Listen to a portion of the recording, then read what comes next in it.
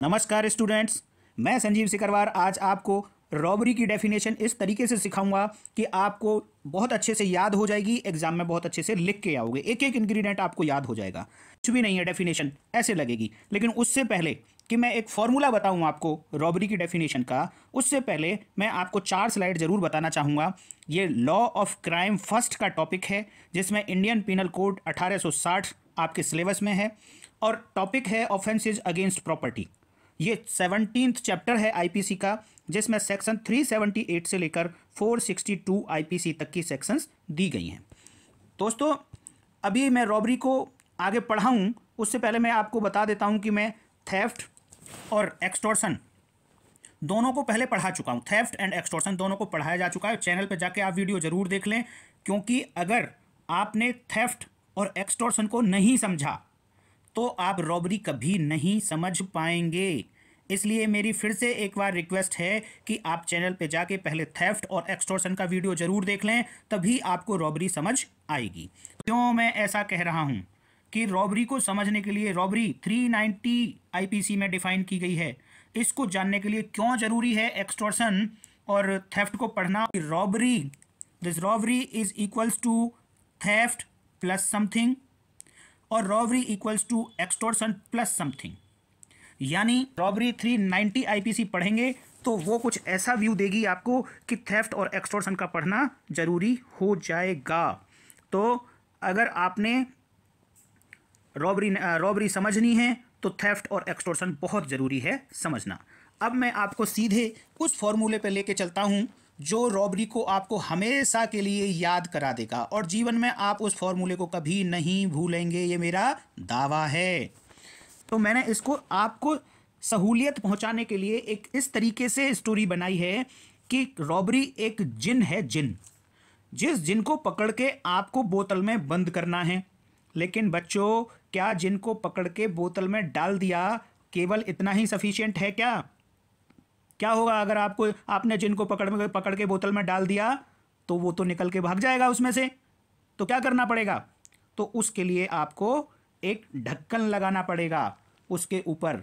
तो ये है फाइनल फॉर्मूला आपके सामने कि 4 एक्ट में से कोई भी एक एक्ट करना, 5 स्टेजेस, इन 4 एक्ट्स को प्लस 5 स्टेजेस को एक बोतल में डाल दो, और बोतल में डालने के बाद उस बोतल का मुंह बंद कर दो एक ढक्कन से। और ये ढक्कन का नाम क्या है? इस ढक्कन का नाम है, ये दोस्तों इसे रट लेना, 3 वर्ड का ढक्कन है, फॉर दैट एंड। ये ढक्कन है, ये नहीं लगाया आपने तो आपकी सारी मेहनत बेकार, जिन बोतल में नहीं जाएगा, रॉबरी कंप्लीट नहीं होगी। तो रॉबरी को कंप्लीट करने के लिए 4 एक्ट प्लस 5 स्टेजेस, इन दोनों को बोतल में डालो और ऊपर से ढक्कन लगा दो, और ढक्कन का नाम है फॉर दैट एंड। अब जिन कहीं नहीं जाएगा, अब वो रॉबरी बन गई है, कंप्लीट हो गई है। तो याद रखना कि ढक्कन नहीं लगाओगे तो रॉबरी नहीं बनेगी, फॉर दैट एंड वर्ड नहीं लिखोगे रॉबरी की डेफिनेशन में तो रॉबरी की डेफिनेशन कंप्लीट नहीं होगी। अब क्वेश्चन उठेगा कि हमने इतना तो बता दिया कि भैया 4 एक्ट होंगे, 5 स्टेजेस में से किसी भी स्टेज पे कोई भी एक्ट कर दिया जाए और वो फॉर दैट एंड किया गया हो, तो इनका क्या रिलेशन है? कौन से 4 एक्ट होंगे, कौन सी 5 स्टेज होंगी, फॉर दैट एंड किससे रिलेटेड होगा? इस सारी बातों को जानने के लिए पूरी वीडियो देखनी है दोस्तों। अच्छी लग रही है वीडियो तो लाइक कर दो, चैनल सब्सक्राइब कर लो, दोस्तों के साथ शेयर करना, लेकिन लास्ट में शेयर करना, और कमेंट करके बताना कि आपको वीडियो कैसी लगी है। तो अब क्वेश्चन ये रह जाता है कि ये 4 एक्ट कौन से होंगे, 5 स्टेजेस कौन सी होंगी। तो देखो, पहले मैं आपको 5 स्टेजेस बता देता हूं। स्टूडेंट्स, मैं आपको अभी सीधे 390 आईपीसी में लिखी हुई डेफिनेशन नहीं बता रहा हूं रॉबरी की। मैं पहले आपकी एक बैकग्राउंड बना रहा हूं, जिस बैकग्राउंड को अगर आप समझ गए तो आप सोच लीजिएगा 390 आईपीसी में जो डेफिनेशन लिखी है उसको याद नहीं करना पड़ेगा आपको, आप ऑटोमेटिक वो डेफिनेशन लिख पाएंगे। तो पिक्चराइजेशन करना है आपको सिचुएशन का, सीन का, कैसे करना है। पहले देखो, जब 390 आप पढ़ोगे तो वहाँ एक आधी लाइन लिखी है, in all robbery there is either theft or extortion. तो वहाँ पे 2 वर्ड लिखे हैं कि या तो ये रॉबरी थेफ्ट से होती है या रॉबरी एक्सटॉर्शन से होती है, जैसा कि पीछे मैंने अभी बताया कि theft plus something, robbery plus something. तो रॉबरी में कुछ ऐड होगा, एक्सटॉर्शन में कुछ ऐड होगा, तब जाके वो रॉबरी बनेगी। तो पहले मैं ले लेता हूँ थेफ्ट से। तो थेफ्ट को पिक्चराइज करो कि थेफ्ट कैसे होती है। क्या है 5 stages? In the beginning of theft, लिखा है in the beginning of theft. Number 2, in the middle of theft, यानी थेफ्ट के बिल्कुल स्टार्टिंग में, थेफ्ट के मिडिल में। और तीसरी स्टेज वो होती है कि जब थेफ्ट में प्रॉपर्टी को आप मूव कर रहे होते हैं, मतलब थेफ्ट बिल्कुल लास्ट में पहुंच गई, थेफ्ट कंप्लीट हो रही है, वो स्टेज तीसरी आ गई। चौथी स्टेज होती है कि जब थेफ्ट से कोई प्रॉपर्टी ऑब्टेन कर ली गई, थेफ्ट से प्रॉपर्टी प्राप्त कर ली एक्यूज पर्सन ने, अब उस प्रॉपर्टी को ले जाने की अटेम्प्ट करेगा। उस प्रॉपर्टी को ले जाने की, प्रॉपर्टी हो गई है वो स्टोलन प्रॉपर्टी, स्टोलन प्रॉपर्टी को ले जाने की अटेम्प्ट कर रहा है, ये हो गई चौथी स्टेज। और पांचवी स्टेज दोस्तों, वो प्रॉपर्टी को अब अटेम्प्ट से आगे बढ़ गया, उसी स्टोलन प्रॉपर्टी को वो लेके जा रहा है। ये 5 स्टेजेस आप ध्यान में रखेंगे तो आपको रॉबरी बहुत अच्छे से समझ आ जाएगी। अब मैं आपको बताता हूं कि वो 4 एक्ट क्या होंगे, लेकिन कंप्लीट वो फॉर्मूला समझने के लिए आपको वीडियो एंड तक देखनी पड़ेगी। आप वीडियो एंड तक देखते रहना, बड़ा ही आनंद आने वाला है, बहुत अच्छे से आपको याद हो जाएगी, बहुत अच्छे से एग्जाम में लिख के आओगे, बहुत अच्छे मार्क्स आपको मिलेंगे। तो वो 4 एक्ट हैं, ध्यान देना। नंबर 1 डेथ करना, नंबर 2 किसी को हर्ट करना, नंबर 3 रॉन्गफुल रेस्ट्रेन करना, हर्ट को बोलेंगे किसी को चोट पहुंचाना, और रॉन्गफुल रेस्ट्रेन को बोलेंगे सदोष अवरोध करना। 3 एक्ट तो ये हो गए। तो अब चौथा एक्ट क्या है, इन एक्ट को रट लेना, डेथ करना, हर्ट करना, रॉन्गफुल रेस्ट्रेन करना, कर दिए हैं, ये तीनों काम कर दिए हों। और चौथा एक्ट क्या है, चौथा एक्ट है इन्हीं तीनों का, डेथ का, हर्ट का, रॉन्गफुल रेस्ट्रेन का, इन्हीं तीनों का फियर दिखाया हो। चौथा एक्ट है ये। लेकिन चौथे एक्ट को पढ़ते ही आपको एक्सटॉर्शन याद आ जानी चाहिए तुरंत, क्योंकि एक्सटॉर्शन में क्या बताया गया था, एक्सटॉर्शन में बताया गया था फियर ऑफ इंजरी होता है, फियर ऑफ इंजरी होता है। और आप अगर ध्यान दें तो ये 3 डेथ, हर्ट, रॉन्गफुल रेस्ट्रेन, ये इंजरी ही तो है, तो फियर ऑफ इंजरी ही हो गया ये। तो इसमें और फिर एक्सटॉर्शन में क्या अंतर रह गया। तो स्टूडेंट्स ध्यान रखना, बहुत ही इंपॉर्टेंट बात बताने जा रहा हूं मैं अब। अगर इस बात को भूल गए तो जीवन में एक्सटॉर्शन में और रॉबरी में डिफरेंस नहीं समझ पाओगे। एक वर्ड है, केवल एक वर्ड, जो इस 4th सिचुएशन को रॉबरी और एक्सटॉर्शन में डिफरेंस बनाता है दोस्तों, वो वर्ड है इंस्टेंट। यहां लिखना है आपको इंस्टेंट। इंस्टेंट का मतलब तुरंत, अभी। क्या करता है, fear of instant death, fear of instant hurt, fear of instant wrongful restraint. अगर इन तीनों के इंस्टेंट को करने का फियर दिखाया, कर दी, अगर डेथ कर दी, हर्ट कर दी, रॉन्गफुल रेस्ट्रेन कर दिया, तो पहली वाली 3 कंडीशन हो जाएंगी, 3 एक्ट हो गए।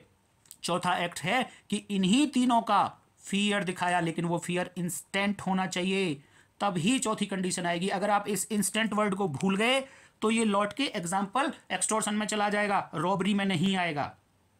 तो वो पीछे की 5 स्टेज और ये 4 एक्ट आपको समझने हैं। और अगर आप ये बात समझ गए तो आप सोच लेना कि अब आपको रॉबरी आने ही वाली है, अब आप समझने ही वाले हैं, रॉबरी कंप्लीट होने वाली है थोड़ी देर में। तो आप ना बात अब समझ जाइए दोस्तों कि ये जो 4 मैंने एक्ट बताए, कौन कौन से 4 एक्ट, कि एक्यूज क्या कर देता है, डेथ कर देता है, एक्यूज क्या करता है, हर्ट करता है, एक्यूज क्या करता है, रॉन्गफुल रेस्ट्रेन करता है, या फिर चौथा एक्ट इन्हीं तीनों को करने का इंस्टेंट फियर दिखाता है। इन 4 एक्ट्स में से कोई सा भी एक्ट कब करता है, वो पांच स्टेज जो मैंने पीछे बताई, इनमें से किसी भी स्टेज पे कर देता है।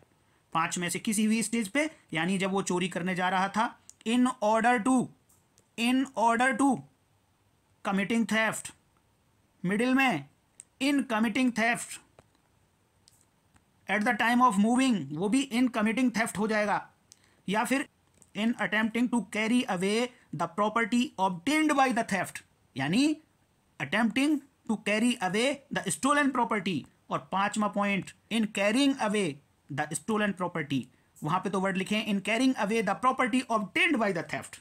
वो इसलिए लिखा है क्योंकि स्टोलन प्रॉपर्टी बहुत बड़ा हो जाता है, क्योंकि यहाँ पे थेफ्ट की बात हो रही है, इसीलिए थेफ्ट से रिलेटेड रखना है।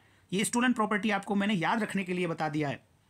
तो इन 5 स्टेजेस में से किसी भी स्टेज पर ये 4 एक्ट जो अभी पीछे मैंने बताए वो अगर वॉलेंटरली कर दिए, ये मेंसरिया है, ये आपको लिखना ही पड़ेगा, अंडरलाइन भी करना पड़ेगा। क्या करता है ऑफेंडर?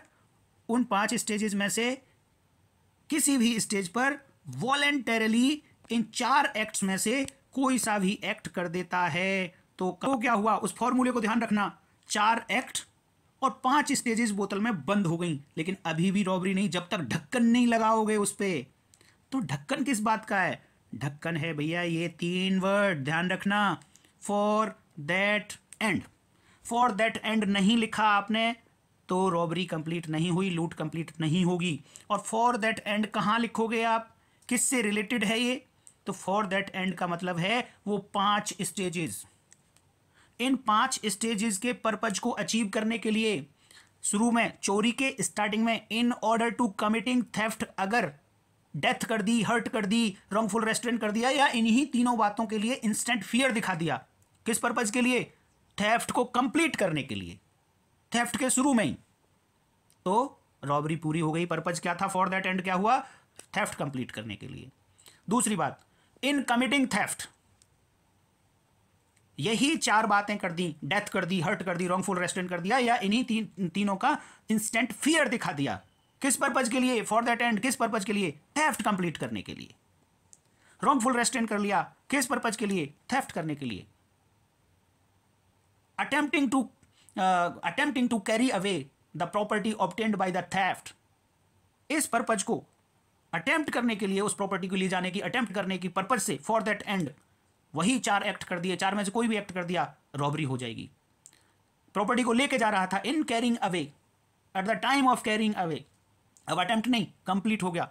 उस पर्पज को पूरा करने के लिए यही 4 में से कोई भी एक्ट पूरा कर दिया एक, तो रॉबरी पूरी हो गई। तो ये फॉर दैट एंड बोतल का ढक्कन है। इस ढक्कन को लास्ट में आपने लगाना ही लगाना है, लिखना ही लिखना है, और उसमें 4 एक्ट और 5 स्टेज डालनी है, और बंद कर दो तो क्या हो जाएगी? वो रॉबरी हो जाएगी।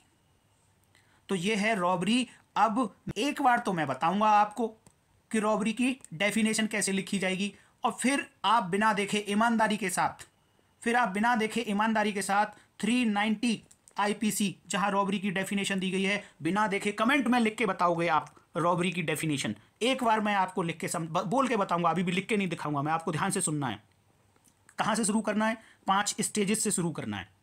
फिर उसके बाद क्या करवाना है? उन पे 4 में से कोई सा एक्ट करवाना है, और लास्ट में लिख देना है फॉर दैट एंड, ढक्कन लगा देना है बोतल का। तो कैसे होगा शुरुआत? लेकिन हाँ, एक वर्ड ध्यान रखना, जो छोटी लाइन है वो जो मैंने शुरुआत जहां से होती है, इन ऑल रॉबरी, ये तो लिखना ही लिखना है। In all robbery there is either theft or extortion,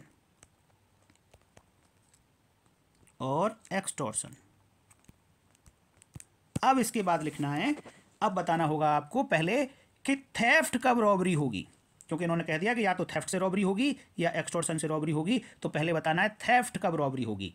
तो लिखेंगे theft is robbery if, in order, वो स्टेजेस आएंगे अब, theft is robbery if in order to the committing theft or in committing theft or in attempting to carry away the property obtained by the theft or in carrying away the property obtained by the theft, comma, the offender क्या करता है?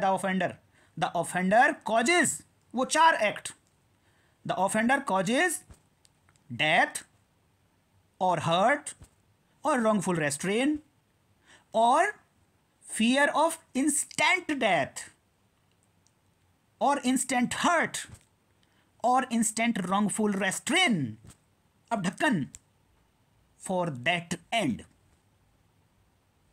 Full stop. ये हो गई robbery की definition from theft.